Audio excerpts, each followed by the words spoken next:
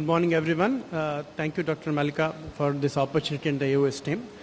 So, we have heard from Dr. Lalit Verma and then Dr. R Narayan regarding the planning of a cataract surgery and how things can go wrong in the best of the hands and how not to panic. So, the next thing is you have had a PC rent and you have removed the cataract, but you are not able to identify the PC rent or the PC defect, and you try to place an IOL and it goes inside. So you all would agree with me that an experienced phacosurgeon, in his hands, and drop nucleus can happen, whereas a dropped IOL is rare because they have experience to identify whether the PC is intact or not, the sulcus is intact or not, and they would either leave it aphakic or plan iris claw or SFR. So most of the IOL drops we do see in the tertiary, in the smaller setups or in the tertiary cares where the training program keeps happening in the hands of IOL fellows. So what happens to the dropped IOL? One of these things can happen with the dropped IOL. Either we explant it and leave it aphakic and plan a secondary surgery later, or on the same sitting you place it either an iris claw or a ciliary fixated IOL depending on the health of the eye, or if the sulcus is intact you can reposition it. Rarely, if the patient is one-eyed or if the patient is happy with this aphakic vision, you would choose to observe with a periodic follow-up. So this being a video-assisted course, I will try and show each one of the video and then key points that we need to remember. So coming to the explant, any of the dropped IOLs, one thing we need to understand is, even though if the IOL is seen, we should not attempt at pulling it out through the anterior chamber just because it is seen, because it will have the vitreous adhesions, especially if it is more than a month or an year old. So it will have adhesions, and if you try to pull the IOL on the other end, it would have had a retinal detachment or a dialysis. So as a VR surgeon, what we do is, even if it is seen in the pupillary area, we need to meticulously divide all the adhesions, as you can see here, relieve the traction and the adhesions to the IOL, then gently prolapse it onto the retina, and before prolapsing it onto the retina, make sure that the sharp haptics do not damage the retina, and have a PFCL cushion on it. So once it is placed on the PFCL, you can make a tunnel and remove the IOL through the tunnel. Now regarding the visual rehabilitation of this eye, it depends on, because this eye, the pupil is round and regular, either you can place an iris claw or a ciliary fixated IOL in the same sitting. So next scenario is where we have a sulcus intact, but the still IOL has dropped. So in this video we can see that again the principles remain same. The adhesions to the IOL has to be relieved. No attempt should be made to lift up the IOL unless it is free of all the vitreous adhesions. Then I can use a PFCL to lift it up and then bring it to the antechamber. And once you have brought it to the antechamber, you then dial it into the sulcus. As I mentioned, in this case, on the prior slit lamp examination, we have made sure that the rhexis was intact 360 degree. So in such cases, we need not explant the IOL, we can again reposition the same IOL into the sulcus.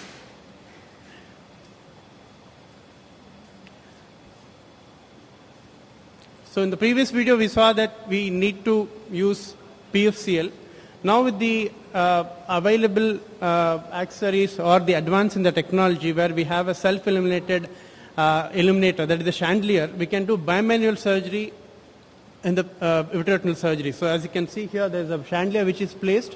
So we can go do a minimal vitrectomy, hold up the IOL with the forceps and release the adhesions. And we need not bring up the IOL into the AC. No need of visco, no need of handling the cornea. We can just lift it up with the intraocular forceps by a handshake technique, place one haptic in the sulcus and then guide the other to the sulcus. As you can see, the sulcus is intact 360 degree. So in all such cases, as an anti-segment surgeon, when you refer the cases to a VR surgeon, if you can mention a note intraoperatively whether the sulcus was completely intact, that is 360 degree rhexis was intact, it is helpful for us, because in a later post-op the pupil may not dilate very well. So on a slit lamp examination we may not be able to see it whether it is completely intact or not, because if it is intact we need not make another tunnel and have a tunnel-related complication, we can replace it into the sulcus. This is another scenario where we see that the rhexis is irregular. In such cases, UBM preoperatively is very helpful, because in this case you see that this part of the rhexis here, it is seen on the slit lamp, but the inferior part is not seen. But UBM, when I did in this case, it showed that the rhexis was intact. On table, we can place iris hooks and make sure that the pupil is dilated and we see the rhexis margin. And again, do a bimanual surgery and place the IOL in such a way that the haptics run across the axis where the sulcus is maximally supported. So all these things are possible provided there is a meticulous pre-op evaluation, and of course there is a note from the operating anterior segment surgeon saying that the sulcus is maximally intact in that particular area and it does have a 360-degree rim. So these things go in a long way in maintaining the ocular health of the patient and the visual rehabilitation, because once there is an IOL drop, we would have sutured the tunnel and there has been a problem with the tunnels, and then you try to make another tunnel to handle that, it becomes a mess. You induce a lot of astigmatism and tunnel-related complications, the iris popping out and then vitreous popping out, all these things can happen. So IOL reposition can be done in most of the cases if there is a note from the anterior segment surgeon and if there is a good pre-op evaluation. So what if there is a no capsular support? It was an ICC. You see that the IOL has come out. So I came up with a novel technique where you can still manage the IOL without removing out. So what I do is, I can do a 23-gauge vitrectomy, release the adhesions, and lift up the IOL on the PFCL. Like your regular the serial fixated IOL, create two flaps, one at the 3 o'clock and one at the 9 o'clock, just to bury the sutures, and then make 4 entries with a 20-gauge straight needle. This is to run your 90 suture. And once this is made, you can see that the IOL is held in the forceps and the suture is passed through the dialing hole. The prerequisite for this surgery is the IOL has to have a dialing hole. So once it is passed through the dialing hole, you railroad it into the 26-gauge needle. The straight needle is railroaded and you pull it out. Then it takes the reverse path. Now the 26-gauge needle goes like your regular SF IOL from the other part of this serial flap which you have made. Then you again tuck it inside the needle and then you pull it out. So this one loop, what you have achieved essentially is a V loop to secure this IOL. Then you repeat the same thing on the other side.